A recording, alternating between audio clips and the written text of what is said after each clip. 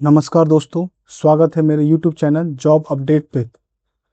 आज जो हम बताने वाले हैं जिस जॉब के बारे में, वो मिनिस्ट्री ऑफ रेलवे की तरफ से वैकेंसी आई है ALP की, असिस्टेंट लोको पायलट की, जिसका एडवर्टाइजमेंट नंबर जो है 1/2026 है।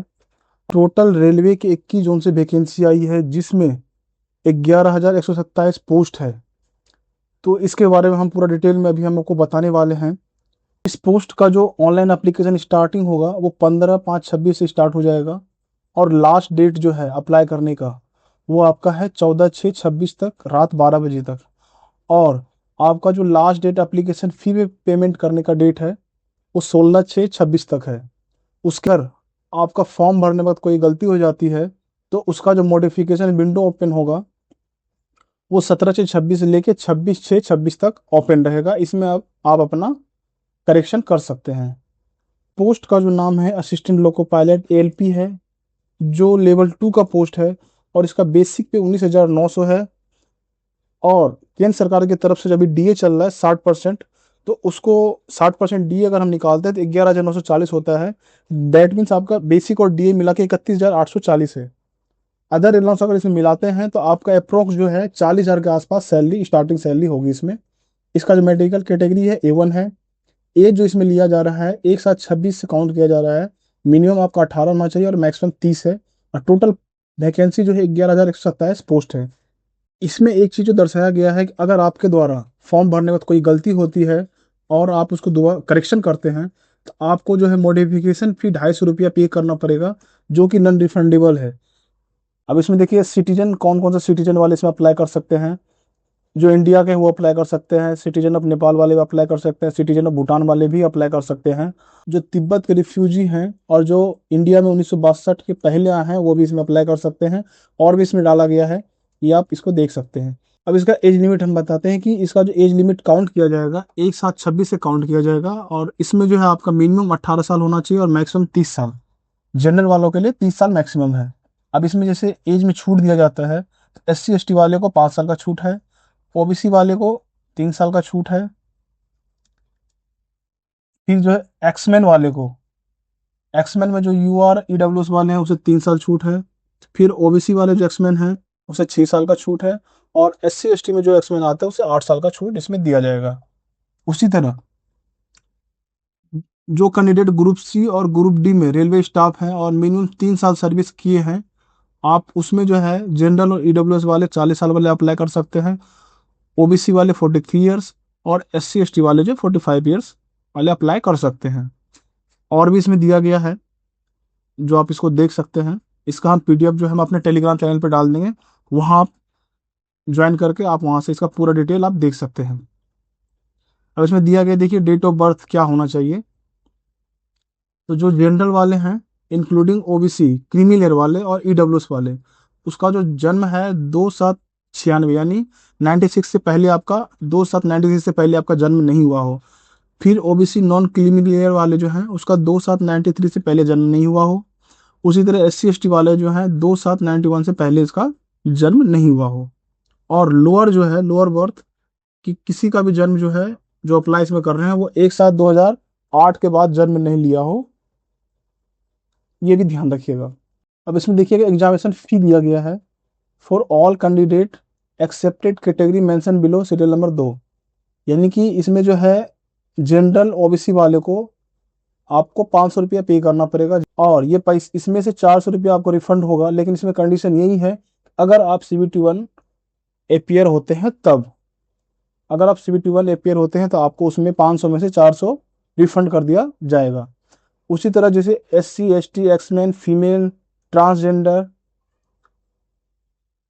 और EBC, इकोनॉमिकली बैकवर्ड क्लास जो है, इन लोगों के लिए जो है फी 250 रुपया है। और इसमें जो कंडीशन है कि अगर आप CBT1 अपियर होते हैं तो आपका 250 का 250 रिफंड कर दिया जाएगा। लेकिन आपको CBT1 अपियर होना पड़ेगा, यानी एग्जाम देने आना पड़ेगा, तभी आपका ये पैसा रिफंड होगा, नहीं तो आपका पैसा रिफंड नहीं होगा। रिक्रूटमेंट प्रोसेस है कि इसमें जो है पहले CBT1 होगा, फिर CBT2 होगा, फिर तीसरा जो है कंप्यूटर बेस्ड एप्टीट्यूड टेस्ट होगा, CBAT होगा, फिर डॉक्यूमेंट वेरिफिकेशन होगा, फिर उसके बाद मेडिकल एग्जामिनेशन होगा। इसमें जो है CBT1 वालों का टाइमिंग रहेगा एग्जाम का 60 मिनट का रहेगा। उसमें क्वेश्चन 75 होंगे, मार्क्स भी 75 हैं, और निगेटिव इसमें है जो 1/3 है। यानी अगर आप एक क्वेश्चन सही करते हैं तो 1 मार्क्स मिलेगा, लेकिन अगर 3 क्वेश्चन आप गलत कर देते हैं तो 1 मार्क्स आपका माइनस हो जाएगा। अब इसमें ये दिया गया है कि मिनिमम पासिंग मार्क्स जो है जनरल और ईडब्ल्यूएस वाले का 40% होना चाहिए, ओबीसी वाले का 30% होना चाहिए। ये तो मिनिमम मार्क्स है, बट इससे बहुत ज़्यादा कट ऑफ जाता है, तो ये उतना मायने नहीं रखता है। अब इसमें देखिए मैथमेटिक्स का सब्जेक्ट डाला गया, क्या क्या होगा, फिर रीजनिंग का है और जनरल साइंस का। ये 3 सब्जेक्ट से आपका 75 क्वेश्चन पूछा जाएगा। सेकेंड स्टेज जो है CBT 2 है। जो भी कैंडिडेट CBT 1 क्वालिफाई किए होंगे उससे CBT 2 एग्जाम देना पड़ेगा। अब इसका जो सिलेबस है, पैटर्न सिलेबस, इसमें पार्ट ए और पार्ट बी है। इसमें जो टोटल टाइमिंग दिया गया है 2 घंटा 30 मिनट दिया गया है। टोटल क्वेश्चन 175 होगा। पार्ट ए 90 मिनट का होगा, इसमें 100 क्वेश्चन होंगे, और पार्ट बी 60 मिनट दिया जाएगा और क्वेश्चन 75 होंगे, और इसमें भी निगेटिव मार्किंग है 1/3 का। पार्ट ए जो है आपका काउंट किया जाएगा शॉर्ट लिस्ट के लिए, और पार्ट बी ये सिर्फ क्वालिफाइंग नेचर का रहेगा, जिसमें आपको मिनिमम 35% मार्क्स लाना पड़ेगा। तो पार्ट बी में जो भी 35 एंड अबव लाता है वो पार्ट बी में क्वालिफाई है, और जो इससे कम लाएगा वो क्वालिफाई नहीं है। पार्ट ए में आप कितना भी ज़्यादा ले आइए, लेकिन अगर पार्ट बी में आपका 35% से कम मार्क्स आता है तो आप क्वालिफाई नहीं है, डिस्क्वालीफाई है। तो इसीलिए पार्ट बी में भी आपको 35% से एबव लाना ही पड़ेगा, और आपका जो मेरिट बनाया जाएगा वो पार्ट ए में जो मार्क्स आएगा उसके अनुसार बनाया जाएगा। अब पार्ट ए का जो सिलेबस इसमें दिया गया है कि मैथ है, रीजनिंग है और बेसिक साइंस एंड इंजीनियरिंग है। तो ये पार्ट ए का सिलेबस है। और पार्ट बी आपका क्वालिफाइंग नेचर है, जिसमें मिनिमम आपको 35% लाना है। अब इसमें दर्शाया गया है, देख लीजिए, क्वालिफिकेशन ऑफ कैंडिडेट। जो candidate electric engineering and combination of various stream of electrical engineering से किए हुए हैं उसके लिए ट्रेड या सब्जेक्ट जो दिया गया है, ये देखिए इलेक्ट्रिशियन, इंस्ट्रूमेंट, ये सारा चीज़ दिया गया है। उसी तरह इलेक्ट्रॉनिक्स इंजीनियरिंग वाले का है, इसका भी दिया गया है, इलेक्ट्रॉनिक्स मैकेनिक्स, फिर मैकेनिक्स। इसी तरह मैकेनिकल इंजीनियरिंग वालों का दिया गया है, फीटर, मैकेनिकल मोटर व्हीकल, ये सारा दर्शाया गया। तो ये आप देख सकते हैं। तो जिसमें है कंप्यूटर बेस्ड एप्टीट्यूड टेस्ट होगा, जो कि टोटल सीट का जोन वाइज जितना सीट होगा उसका 8 गुना रिजल्ट दिया जाएगा और 8 गुना कैंडिडेट को बुलाया जाएगा कंप्यूटर बेस्ड एप्टीट्यूड टेस्ट के लिए। मुझे शॉर्ट लिस्ट इसके लिए किया जाएगा कंप्यूटर बेस्ड एप्टीट्यूड टेस्ट के लिए, जो पार्ट ए में मार्क्स लाया उसके आधार पे किया जाएगा, पार्ट बी के आधार पे नहीं किया जाएगा। CBAT के लिए है कि आपको मिनिमम जो है स्कोर जो 42 लाना पड़ेगा।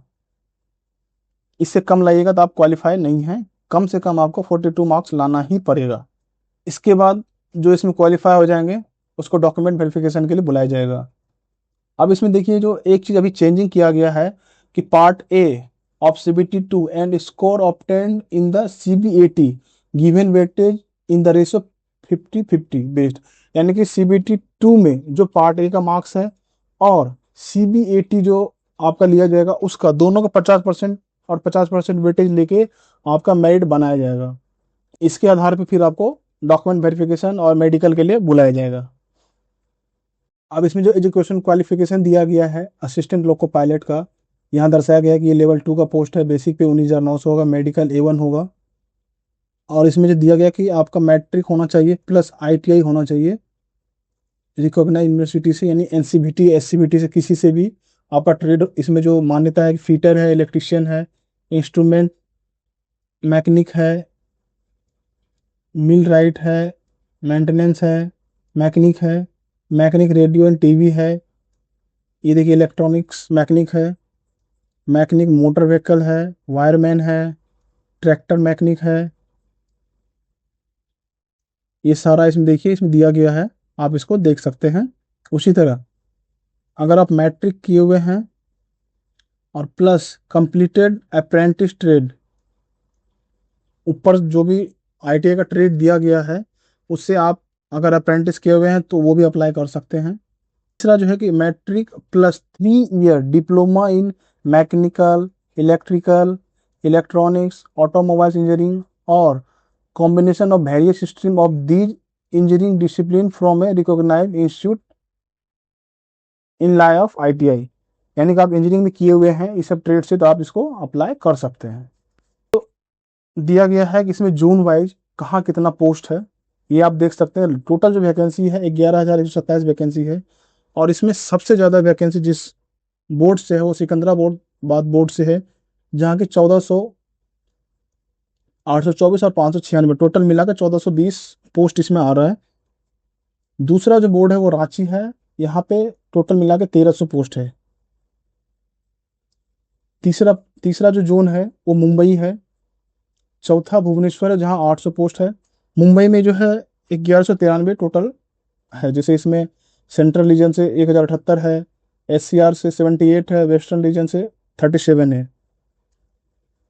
भुवनेश्वर से जो 801 है, कोलकाता से ईस्टर्न रीजन से 344, और साउथ ईस्ट रीजन से 497 है।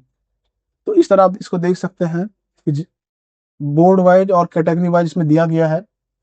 इसका PDF जो है हम अपने टेलीग्राम चैनल पे डाल देंगे, वहां आप देख सकते हैं इसको और डिटेल्स इसको पढ़ सकते हैं। इससे रिलेटेड अगर आपको कोई क्वेश्चन है, कोई सवाल है, तो आप कमेंट कीजिए, हम जरूर जवाब देंगे। अगर आपको ये वीडियो अच्छा लगे तो please like, share, subscribe and comment जरूर करें। आपको ये वीडियो कैसा लगा। धन्यवाद।